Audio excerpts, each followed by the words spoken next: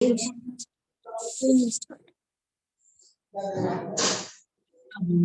बोलिए जरा।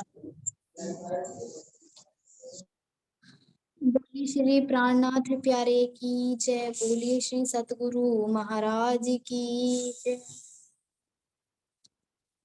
निस्बात से मिल गए हैं मेरे साहिब मेरे स्वामी, आदि के कदमों चलना ये बंदगी रूहानी।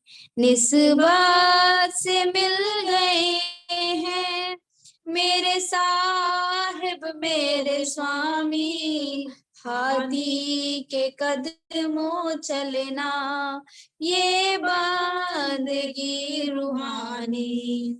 हादी के कदमों चलना ये बंदगी रूहानी। छोड़ा नहीं अरश को और खेल में भी आइया, बैठी तले कदम के तुमसे जुदा भी होइया। छोड़ा नहीं अरश को और खेल में भी आइया, बैठी तले कदम के तुमसे जुदा भी होइया। आकर बिसर गए हैं जलवे तेरे नूरानी, हादी के कदमों चलना ये बंदगी रूहानी। हादी के कदमों चलना ये बंदगी रूहानी। जिस इश्क लाड में हम तुम्हें पीठ दे के आए, वही इश्क लाड देने नासूत में वो आए। जिस इश्क लाड में हम तुम्हें पीठ दे के आए, वही इश्क लाड देने नासूत में हो आए। तेरे इश्क के बिना थी, तेरे इश्क के बिना थी उम्मत मेरी वीरानी। हादी के कदमों चलना ये बंदगी रूहानी। हादी के कदमों चलना ये बंदगी रूहानी। जागो अणे जगाओ फुरमान है धनी का, सब साथ को जगाना ये काम जागनी का। जागो अणे जगाओ फुरमान है धनी का, सब साथ को जगाना ये काम जागनी का। फुरमान सुन के दौड़े, फुरमान सुन के दौड़े मोमिन किए कुर्बानी। हादी के कदमों चलना ये बंदगी रूहानी। हादी के कदमों चलना ये बंदगी रूहानी। माशूक के हुक्म पर आशिक फना हो ऐसे, दीपक को देख करके जलता पतंग जैसे। माशूक के हुक्म पर आशिक फना हो ऐसे, दीपक को देख करके जलता पतंग जैसे। पीछा न मुड़ के देखे, पीछा न मुड़ के देखे, यही इश्क की निशानी, हादी के कदमों चलना, ये बंदगी रूहानी, हादी के कदमों चलना, ये बंदगी रूहानी। निस्बत से मिल गए हैं मेरे साहिब मेरे स्वामी, हादी के कदमों चलना, ये बंदगी रूहानी। बोलिए श्री प्राणनाथ प्यारे की जय, बोलिए श्री सतगुरु महाराज की जय। प्रणाम जी। प्रणाम जी, बहुत बहुत धन्यवाद वाणी सखी जी। बोले श्री प्राणनाथ प्यारे की जय, श्री सतगुरु महाराज जी की जय, श्री पन्ना धाम की जय, सर्व सुंदर साथ की जय। बंदो सतगुरु चरण को करोष प्रेम प्रणाम, अशुभ हरण मंगल करण धनि देव चंद्र जी नाम। श्री प्राणनाथ सतगुरु परम विनय करो प्रणाम, उभरे विकट कपाट निज निके नाम। श्री राम रतन सतगुरु मेरे काटो सकल कलेश, चरणों में करो वंदना हृदय करो परवेश। श्री प्राणनाथ निज मूलपति, श्री मेहराज शुभ नाम, तेज कुंवर श्यामा पल पल करो प्रणाम, पल पल करो प्रणाम। बोले श्री प्राणनाथ प्यारे की जय, सतगुरु महाराज जी की जय। सभी सुंदर साथ के चरणों में कोटि कोटि प्रेम प्रणाम जी। प्रणाम। तो सुंदर साथ जी, हम अपनी सुनता को मौन गुलाम में केंद्रित कीजिए कि हम अपने धाम धनी के चरणों में बैठे हुए ये सब बातें सुन रहे हैं और इस संसार को हम देख रहे हैं जो हमें 3 भागों में धाम धनी ने दिखाया है। तो प्रथम हमने देखा कि ब्रज में 11 वर्ष और 52 दिन तक कैसे हमने अपने धाम धनी के साथ में प्रेम में लीलाएं की। उसके बाद किस तरह से 52 दिन का विरह दिया और 52 दिन का विरह देने के बाद वृंदावन में जाकर कैसे उन्होंने बांसुरी बजाई जी। उस बांसुरी की धुन को किस किसने सुना? ब्रह्मात्माओं ने सुना और कुमारिका सखी जो ईश्वर सृष्टि है उन्होंने सुनकर उन्होंने किस तरह से ब्रज के मंडल को छोड़ा और योग माया में प्रवेश किया।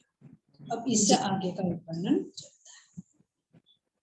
चौपाई है हमारी 31।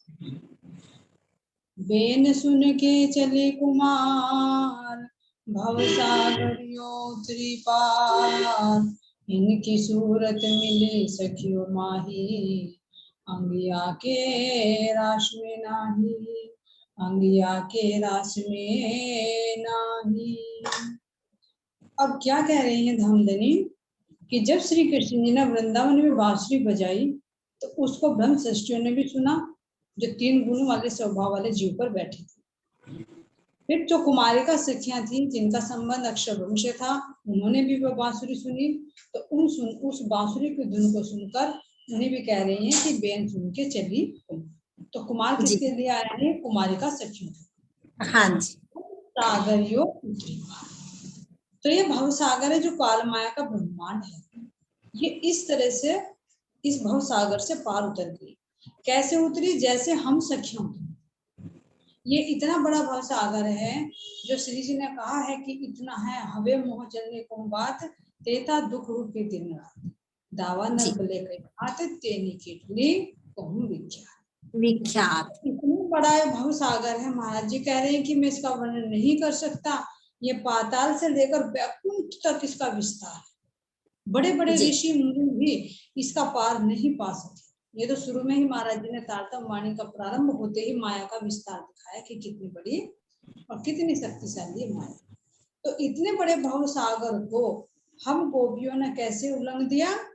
जैसे कह रहे हैं गोपद वच, जैसे गऊ का बछड़ा होता है, छोटा बच्चा होता है, और उसका पैर का जो खुर होता है उससे बना हुआ गड्ढा, इतना सा भी बता दिया उदाहरण के लिए। नहीं तो इतना भी नहीं रहा। क्यों नहीं रहा? अब ये देखिए, जब बांसुरी बजाई और धामधनी ने हमारी आत्मा को पुकारा, तो फिर हमारी किस पर दृष्टि गई? किसी पर भी नहीं, किसी पर, न बच्चों पर, न पति पर, न सास ससुर पर, न घर पर, न मान मर्यादा पर, किसी पर भी दृष्टि नहीं। केवल दृष्टि किस पर गई? श्री कृष्ण जी, है ना? जी, जी। तो इसको कह रही हैं कि इस भव सागर को गोपियां कितने आसानी से पार कर गई। तो ऐसे ही कुमारी का सखियां भी इस भव सागर को पार करके उतरती। तो इसलिए कह रहे भव सागर यो उतरी पार। इनकी सूरत मिली सखियों में। इन कुमारिकाओं सखियों की सूरत किसके अंदर मिली? ब्रह्म श्रेष्ठियों के अंदर। जो कल भी बताया है कि 12,000 ब्रह्मात्माएं थी, तो 12,000 ब्रह्म आत्माओं के अंदर एक ब्रह्मात्मा के अंदर दो दो ईश्वर दृष्टियों को बैठाया जी। और ये रामते की गई। अंग या के रास में, इनके जो अंग अलग से रास में दिए गए, जैसे ब्रह्म श्रेष्ठियों को दिए गए नुरी तन, ऐसे इन कुमारिकाओं को रास मंडल में अलग से तन नहीं दिए। अब ये विचार करिए क्यों नहीं दिए? जी, क्योंकि एक इनकी अवस्था देखिए। हाँ जी, इनको कहा गया है कुमारी। हाँ जी। तो ब्रह्म धाम उसके रंग केवल ब्रह्म के अंदर कौन सी लीला होनी थी? प्रेममयी आनंद की लीला। जी जी जी। तो जिस तरह से अक्षर ब्रह्म की लीला बाल लीला है, इसी तरह से ये कुमारिकाएं बाल लीलाओं का तो आनंद ले सकती थी जैसे ब्रज में, लेकिन कुमारिका होने के कारण ये उस किशोर लीला का आनंद नहीं ले सकती। इसलिए उनके अंदर बैठकर गोपियों के अंदर उनको स्थापित करके उस रस का अनुभव कर रहे हैं। तो इसीलिए कह रहे हैं अंग या के रास में ना। तो अब इनको अंग ना तो इनके अंग परम धाम के अंदर है, ना इनको रास के अंदर मिले, तो फिर ये कौन थी? यानी अक्षर ब्रह्म की सूरता की जो खेल में प्रकट। जी जी। जैसे किसी कोई चीज को हम देख रहे हैं और देखते देखते हमारी वो वृत्ति बन जाती है, तो इसी तरह से इस खेल के अंदर जब अक्षर ब्रह्म ने सृष्टि बनाई, तो इस खेल को देखने की जो उनकी इच्छा हुई, तो उनकी इच्छा की जो वृत्ति बनी उसको ही कुमारिका कहा गया। और लीला कैसी है? बाल लीला। तो इसलिए बच्चे की तरह बताया गया, इसी तरह से बालिकाओं के रूप में इनको दर्शाया गया।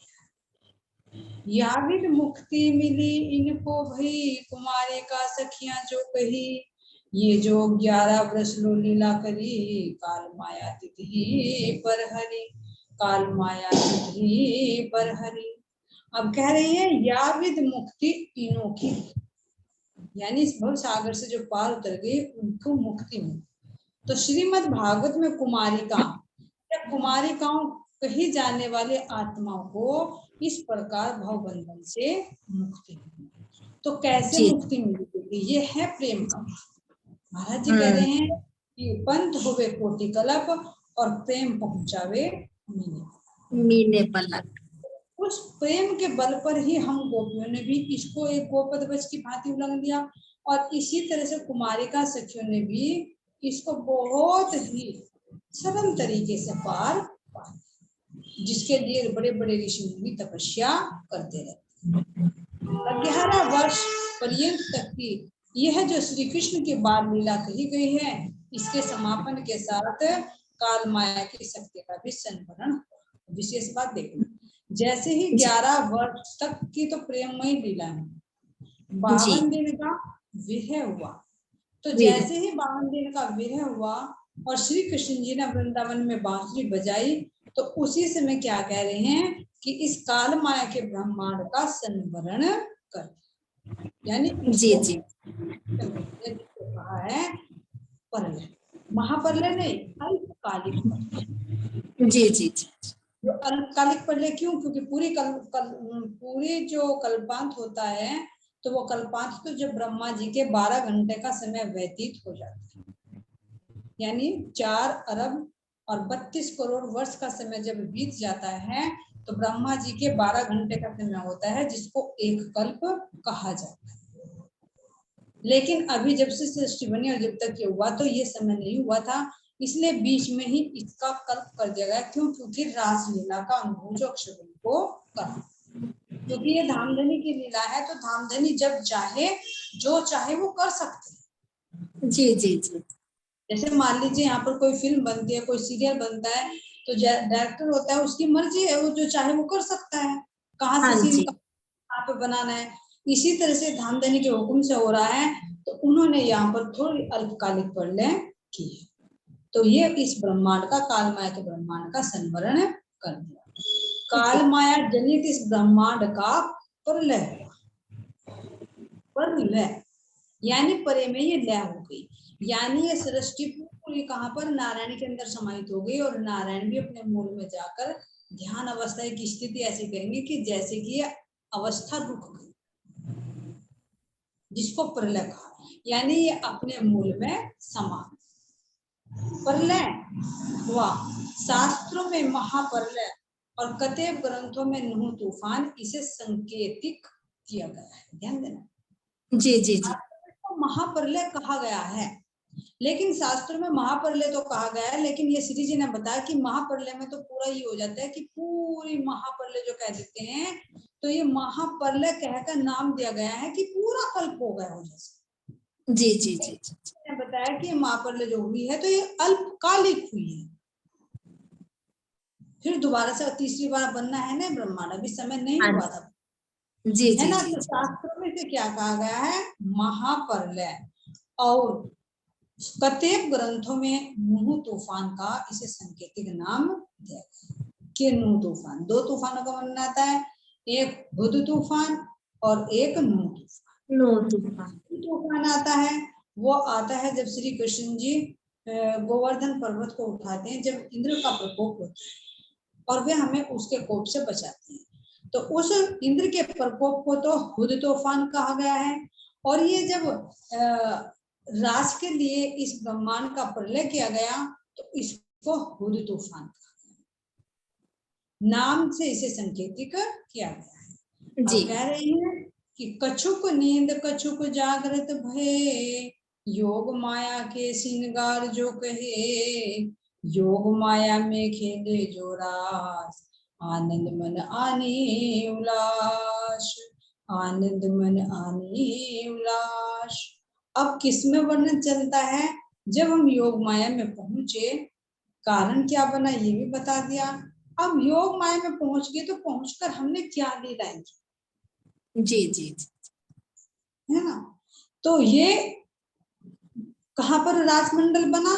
केवल धाम के अंदर। जी। केवल ब्रह्म की भी अर्धांगी जो योग माया शक्ति है उसके भी मन पर बना। मन। जी जी। इसीलिए कह रहे हैं कि ए वृंदावन ए यमुना तटसार, घर ते तीर्थ ब्रह्मांड तो अलगो, तारतम्य की दो। कहाँ पर ये ब्रह्मांड की साक्षी दी गई है, तो कैसे वो ब्रह्मांड बना? सब योग माया शक्ति ने बनाया, और योग माया शक्ति ने बनाकर सब एक जीवों को योग माया के तन दिए गए, जिन तनों के अंदर जिन जीवों के ऊपर ईश्वर सृष्टि और ब्रह्म सृष्टि को बैठाया, उनकी सूरता को डाला गया, जिसके अंदर रास की लीला की। अब ये देखिए ये तो हुआ ऐसे, लेकिन ये अब कैसे हो रहा है हमारे साथ में रास, इसका अनुभव कीजिए। अगर हम देह की अवस्था में है, जीव की अवस्था में है, जीव के अंतःकरणों की स्थिति पर क्रिया चल रही है, जैसे कल भी बताया कि 3 तरह का इस वाणी को पढ़ना होता है, एक जीव की दृष्टि से, एक जागृति ज्ञान की दृष्टि से, और एक प्रेम की दृष्टि से। जी जी। है ना? तो इसी तरह से अब हमें से देखना कि जब हमारे अंदर अगर हमारा जीव और जीव के 4 अंतःकरण कार्य कर रहे हैं, उनके आधार पर ही ये सब वाणी मंथन हो रहा है, तो ये क्या है? काल माया। लेकिन जब अगर हम ध्यान अवस्था में बैठते हैं और ध्यान में वो योग होता है, योग माया, यानी परमात्मा का योग भी होता है, उनके आवेश से, उनके जोश से योग भी होता है, लेकिन काल माया का तन भी रहता है। जी जी जी लेकिन तन को सुधि नहीं रहती, ये सुसुप्ति में चला जाता है। जिसको भी बताया ना कि जैसे ब्रह्मांड को कहे कि रोक दिया गया या इसको परले कर दिया गया, तो जब आत्मा उस रस का अनुभव करती है, जब आत्मा अपने परमात्मा से मिलती है, तो इस तन की सुधि नहीं रहती, जिसको कहा जाता है ध्यान। शरीर की ऊर्जा सारी अंतःकरणों में चली जाती है, अंतःकरणों की ऊर्जा सारी चेतना में चली जाती है, और जो चेतना, जो जीव है, वो सूरता से एक रूप हो जाता है, उसको देखने में लीन हो जाता है, यानी उसकी अपनी क्रिया सारी बंद हो जाती है और केवल आत्मा की क्रिया चलती है। तो तब आत्मा की परमात्मा से मिलन होता है, तो उसको ही योग माया। जी जी जी। अब इसको प्रैक्टिकल में समझिए, जैसे धनी देवचंद जी महाराज जी जब पूजा पाठ करने के बाद में जब ध्यान में बैठे, तो सूरता कहाँ पहुंची? अखंड गोलोक धाम में। वहां पर क्या देखा उन्होंने? यशोदा माता को देखा। यशोदा माता से पूछा श्री कृष्ण जी कहाँ है? उन्होंने कहा कि वन में है, गैया चराने के लिए जी, है ना। तो वहां जाकर उन्होंने सारी लीला देखी, भोग भी, भोग प्रसाद भी लिया, बातें भी की, लेकिन उस समय उनको क्या शरीर की सुधि थी? नहीं। जी ना। तो यानी शरीर कैसा हो गया था? सुसुप्ति अवस्था। ऐसे ही इस ब्रह्मांड को जिसको कहा गया, तो एक अवस्था में इसको लय कह रहे हैं, पर लय यानी इसकी स्थिति भी परे में लय हो जाए, पार में लय करना, ये भी अपने मूल में चले जाए। तो जब इस इंद्रिय शिथिल हो जाएंगी, अंतःकरण भी शांत हो जाएंगे, जीव भी अपनी क्रिया करनी बंद कर देगा, केवल आत्मा की क्रिया चलेगी और जीव दृष्टा उस क्रिया को देखने। तो जब आत्मा की परमात्मा से बातें चलती है, तो ये योग माया की लीला अब भी चलती है, लेकिन कैसे? काल माया के ब्रह्मांड से परे। ये मन के स्तर पर, बुद्धि के स्तर पर या जीव के स्तर पर नहीं, ये आत्मा के स्तर पर। तो आत्मा का ही तो अपने परमात्मा से योग होता है, उसी को, उस मिलन को ही तो योग कहा गया है। और माया इसलिए जोड़ दी, क्यों? क्योंकि अभी काल माया का तंत्र जो साथ में। हाँ जी जी जी। तो लेकिन उस राज के अंदर क्या कहा कि हमें संसार की भी शुद्धि हो गई थी, लेकिन हमें अपने धाम देने की भी शुद्धि हो गई थी, लेकिन हमें अपने परम धाम की शुद्धि नहीं। इसलिए कहते हैं कि ये। तो जैसे अब हम सुन रहे हैं कि कैसे योग माया में पहुंचे, योग माया में हमने रास लीला की, तो इसी तरह से अपने अंदर में भी देखें कि वो योग माया की स्थिति हमारे अंदर कब बनती है और कैसे बनती है, और उसके लिए क्या पात्रता होनी चाहिए। जैसे पीछे बताया कि गोपियों को कैसे समर्पण, क्योंकि अभी तो योग माया के अंदर प्रवेश कराने से पहले परीक्षा होगी ना। हाँ जी होगी। तो ऐसे ही तो हमारी भी तो परीक्षा होगी ना, कि बिना परीक्षा के चले जाएंगे। यहाँ पर भी देखिए, बचपन से लेकर आखिर तक क्या होती है? हर समय परीक्षा ही तो परीक्षा होती है। हाँ जी होती है। कौन सा क्षेत्र ऐसा है जिसमें परीक्षा नहीं होती? कोई सा नहीं। कोई रिलेटिव आकर बैठ गया, कोई रिलेशन आकर बैठ गया रिलेटिव घर में, वो भी बच्चे से कुछ पूछ लेगा तो वो भी परीक्षा है। पढ़ाई में हर साल परीक्षा, कंपटीशन के लिए जाएंगे उसमें परीक्षा, शादी विवाह करने लगे उसमें परीक्षा। अरे पूछो तो लड़की कितनी पढ़ी लिखी है, लड़का कितना पढ़ा लिखा, क्या करता है, उसका टेस्ट तो लेके देंगे। फिर घर ससुराल जाएगी, सास परीक्षा लेगी, देखो बहू पर क्या बनाना आता है, नहीं बनाना आता है ना। पूरी जिंदगी ही ऐसे परीक्षाओं में निकल जाती है। तो अभी देखिए परमात्मा को हालांकि सब कुछ पता है, लेकिन जीव का स्तर फिर भी देखता है कि जीव का लगाव माया की तरफ है या परमात्मा की तरफ। जी जी परमात्मा सब जानते हैं, लेकिन फिर भी जीव की परीक्षा क्यों होती है? उसको उसका अपना आईना दिखाना। देखिए परीक्षा, एक बात कह सकते हैं कि परीक्षा तो वो लेता है जो अनभिज्ञ होता है। मान लीजिए मुझे पता नहीं कि तुम्हारे अंदर क्या एबिलिटी है, तो परीक्षा मैं क्यों लूंगी? लेकिन परमात्मा को तो सब कुछ पता है, उन्हें तो सब कुछ जानते थे, लेकिन फिर भी हमें दर्शाने के लिए कि तुम अपना वजूद भी देखो, तो इसलिए उन्होंने परीक्षा दी, इसलिए परीक्षा होगी। तो इसीलिए जब राज में जाने के लिए कैसे हमें पात्र होना चाहिए, पीछे बताया कि कैसे श्रद्धा, कैसे समर्पण है ना, कैसे विश्वास परमात्मा के प्रति, कैसे लगन, मिलन की वो तड़प होनी चाहिए, तो फिर वो योग माया में क्यों नहीं प्रवेश कर। और तन में वजूद भी चाहिए, ये तो नहीं हाँ कि जी। कोड़ा कि उस रस को प्राप्त कर लेगा। हर एक के लिए जी पात्रता ना। चाहिए। यहाँ पर भी कोई चीज पीने के लिए शरीर में पात्रता चाहिए। जी जी जी। अगर उदाहरण ही ले तो एक ड्रिंक करने वाला पूरी बोतल की बोतल पी जाए, और अगर हाँ कोई जी। नहीं पीता तो उसको तुम थोड़ी सी ही दे दो तो वो कैसे पलट जाएगा। और तो और अगर टैबलेट ही नशे की दे दो तो जी जी अगर वो जी। उससे 5-6 घंटे से पहले, क्योंकि उसकी एबिलिटी नहीं सहन करने की। तो ये तो एक उदाहरण, ये तो माया का नशा है। इसी तरह से भक्ति का नशा है, परमात्मा के एक जोश है, एक आवेश है, उसको सहन करने के लिए भी तो जीव में एबिलिटी चाहिए, हाँ जी। समर्पण चाहिए। तो उसकी परीक्षा लेकर ही रास के अंदर प्रवेश कराते हैं। तो ये देखना है कि ये ऐसे नहीं कि घटना घटी, ये अब वर्तमान में भी हो रही है। जी जी जी। जैसे आए हैं वैसे जाना है, अब भी हमें रास के माध्यम से जाना है, अब भी हमें ब्रज के माध्यम से जाना है। तो रास से पहले जैसे ब्रज से हम रास में गए, कैसे गए कि हमने किसी की परवाह नहीं, वही चाल अब हमें जागने के ब्रह्मांड में भी चले। और जब जाएंगे तो श्री कृष्ण जी क्या कहा, परीक्षा भी देंगे। कैसे परीक्षा देंगे, देखिए अब भी होती है परीक्षा। तुम परमात्मा की तरफ को चलो, माया कितनी आड़े अड़ती है, कभी किसी रूप में आएगी, कभी किसी रूप में आएगी, रूप बदल बदल कर आएगी। कोई जरूरी नहीं कि एक ही रूप में तुम्हारे सामने आएगी माया, कि ये माया का रूप है भाई इस तरह से आए। ये बीमारी के रूप में आ सकती है, ये धन संपत्ति के रूप में आ सकती है, ये मोह के रूप में आ सकती है, लोभ लालच के रूप में आ सकती है, काम वासना के रूप में आ सकती है। इसके ये अनंत रूप धारण कर सकती है, कौन से रूप में आ जाए। तो इससे बचाने के लिए, बचने के लिए हमें प्रयत्न करना पड़ेगा। और जब हम रास में प्रवेश करेंगे तो वो जरूर आएगी। क्यों? क्योंकि ये धामधनी के हुक्म से खड़ी है। क्योंकि परम धाम ने जो वादा किया था कि माया इतनी बलशाली है, तुम्हें सब कुछ भुला देगी, लेकिन हमने क्या कहा, माया की इतनी बलशाली जो हमें बहका दे, ऐसा हो ही नहीं। तो धामधनी के हुक्म से ही माया अड़े अड़ी, लेकिन आत्माओं को अपना बल दिखाना है। कैसे दिखाना है? अब जैसे शुरू में जब ब्रज के अंदर हम गोपियों के अंदर ही ये बात आई थी कि आप तो पराय पुरुष हो, हम आपके साथ रास नहीं कर सकते। तो बुद्धि तो फिर आई धामधनी के हुक्म नहीं। फिर गलती का एहसास भी हुआ, तो वो भी धामधनी के हुक्म से ही हुआ। वह नहीं हुआ, उन्हीं के हुक्म से हुआ सब कुछ। फिर जितने लीला करी तो फिर उन्होंने जो बुलाया तो वो भी उनके हुक्म से हुआ। तो इसी तरह से, लेकिन फिर भी उनके अंदर ये समर्पण तो देखा। इसी तरह से भले ही माया खड़ी होगी, लेकिन हमें कितना परमात्मा के प्रति हमारा जीव समर्पित है, वो तो जीव को बल लगाना पड़ेगा।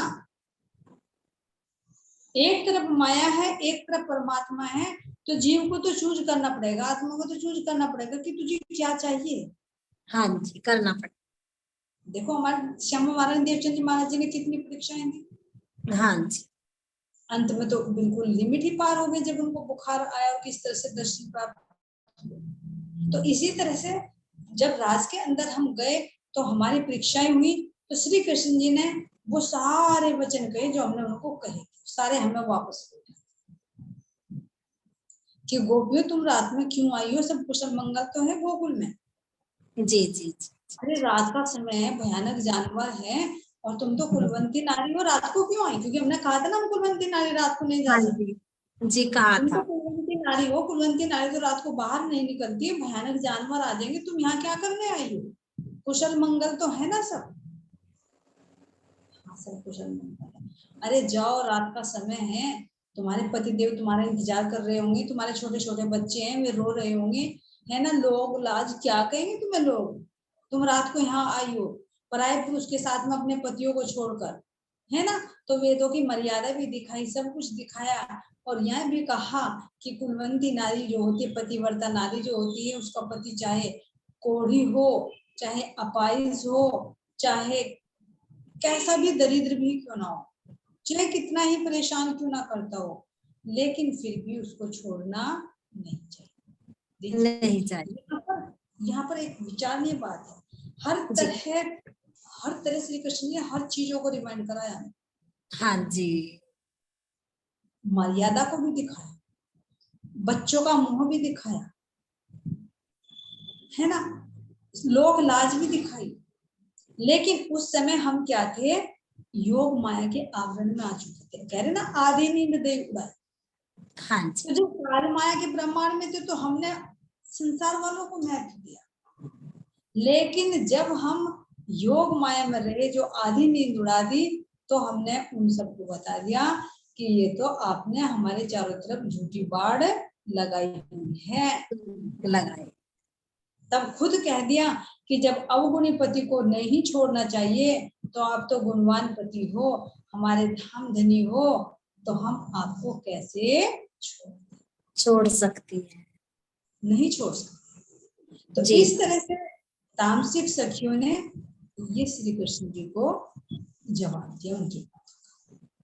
सात्विक तो बेहोश हो गई, तामसिक रोने लगी, वो सात्विक तो बेहोश हो गई, राजसिक ने रोना शुरू कर दिया ये बातें सुनकर। अरे हम तो इतने सब कुछ छोड़कर श्री कृष्ण जी के पास आए और ये हमें ऐसे उतले शब्द कह रहे हैं। लेकिन तामसिक सखी ने कहा कि अगर कह दिया हो तो अब हमारी भी बात सुनिए। जी जी जी।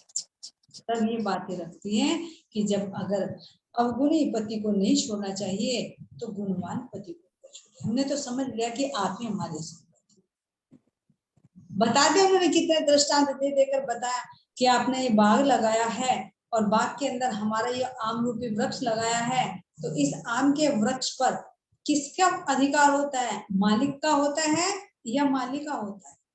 मालिक का। जी ये जी तो रखवाले हैं, मालिक तो आप हो, तो इस पर फल तो अधिकार का तो आपका है। ये पति तो हमारा क्या कर दिया आपने, एक रखवाले की भांति खड़ा कर दिया। ये परिवार है, ये हमारी एक बाड़ की भांति खड़ा कर दिया जी। लेकिन इसके फल पर उनका अधिकार नहीं हाँ है, जी। फल पर तो आपका ही अधिकार। तो सही देखे तो, सही मायने में देखे तो है भी। हाँ जी। ऊपर तो भी वर्णन आता है कि आखिर इस शरीर पर किसका अधिकार है। जी जी जी। माता का अधिकार है, पिता का अधिकार है, पति का अधिकार है, भाई का अधिकार है, या अग्नि का अधिकार है, किसका अधिकार है? इस परमात्मा का अधिकार, परमात्मा के हुक्म से, परमात्मा हाँ। की प्राप्ति के लिए बना, तो इस पर परमात्मा का ही हुक्म है, उनका ही अधिकार है, तो उन्हीं की सेवा में तो ये आना चाहिए। हाँ जी, है ना। तो इसीलिए कहा हमने कि ये तो आपने यहाँ पर बाढ़ लगा दी है, और वास्तव में अनुभव भी करो, एहसास भी करो, इसे प्रकृति करो कि हमारा जो शरीर बनाया, स्त्री का शरीर बना जी। एक इसका रखवाली पति खड़ा कर दिया कि तुझे कमा कर लाना है, इसका पालन पोषण करना जी, है ना। बाहर से कोई लांछन न लगाए, कोई उंगली ना उठाए, है ना। ये परिवार वाली एक बाढ़ की भांति कर दिया, घर बना कर दे दे तो इस घर में सेफ सुरक्षित है ना। शरीर से इनका फर्ज करते रहो और अंतर में मुझसे प्रेम करते रहो। तो इस शरीर पर अधिकार किसका है? परमात्मा का। ये तो परमात्मा के हुक्म पर व्यवस्था की गई है, उन्होंने की है, ये कृपया उनकी है। जी जी जी। जो शरीर दिया है, जो परिवार दिया है, पति दिया है, बाढ़ रूप में खड़ा कर दे, सुरक्षा का घेरा दिया है और घर में ही सब वाणी दे दी है, तो ये तो से पूछे तो धामधनी की कृपा है, उनका हुक्म है। हाँ, लेकिन हम ये कहें पति का अधिकार है किस पे? नहीं, शरीर पर परमात्मा का अधिकार। अगर ये शरीर में से चेतना निकल जाए तो फिर पति क्यों नहीं रखे? जी। फिर माता पिता क्यों नहीं रखते? माता पिता ने क्यों भेज दिए, क्यों विदा कर दिए अपने घर से? जी जी जी जी। तो ये मायने में सही देखे तो इस शरीर पर हमारे परमात्मा का अधिकार है, परमात्मा के लिए बना है। तो इसीलिए कहा कि तन मन जीव न्यौछावर किए, जीव सब कुछ परमात्मा पर समर्पित। बोले श्री प्राणनाथ प्यारे की जय, महाराज जी की जय, लाल की जय, श्री पन्ना धाम की जय, सर्व की जय। चौपाई हो गई हमारी 32 में ना, इसमें आगे देंगे 33वीं चौपाई।